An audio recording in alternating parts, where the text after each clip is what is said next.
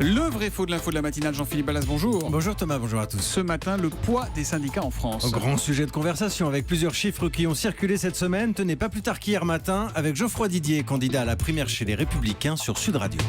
Nous sommes aujourd'hui le taux le plus faible après l'Estonie en Europe de syndicalisation qui oscille entre 7 et 8%. Voilà, donc ça c'est ce que dit Geoffroy Didier. Mais écoutez, pour le patron de la CGT, Philippe Martinez, c'est plus. Une enquête du ministère du Travail montre qu'il y a 11% de syndiqués en France, tous syndicats confondus, et que c'est stable depuis les années 90.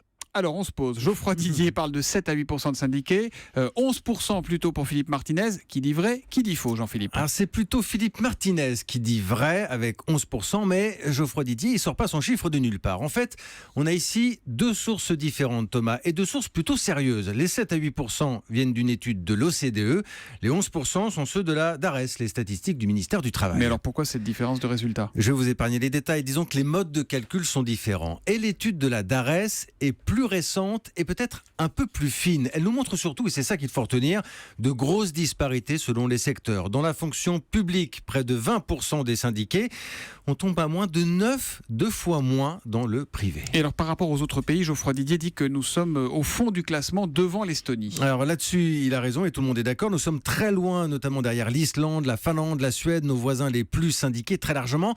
Mais attention tout de même, il faut savoir que dans de nombreux pays, Thomas, être syndiqué, ça vous donne droit à des avantages économiques, notamment en termes d'assurance chômage, de mutuelle. Forcément, ça encourage à prendre sa carte, alors qu'en France, chez nous, on ne fait pas la différence entre les salariés syndiqués ou non. Bon, n'empêche qu'on soit à 7 ou à 11%, il y a l'éternel débat entre le faible nombre de syndicats en France et la capacité de blocage des syndicats. Effectivement, grand sujet. Alors, en France, ce n'est pas le pourcentage de syndiqués, malgré tout, qu'il faut retenir, Thomas. C'est plutôt ce qu'on appelle l'audience électorale, les fameuses élections professionnelles. Et c'est pour ça qu'elles sont si importantes chaque année pour les syndicats. Voilà, d'habitude, c'est entre la police et les syndicats qu'on n'a pas les mêmes chiffres. Ce matin, c'est entre les syndicats et les politiques. Le vrai faux de l'info de la matinale avec Jean-Philippe Ballas, qui revient lundi. À lundi, Jean-Philippe. À lundi.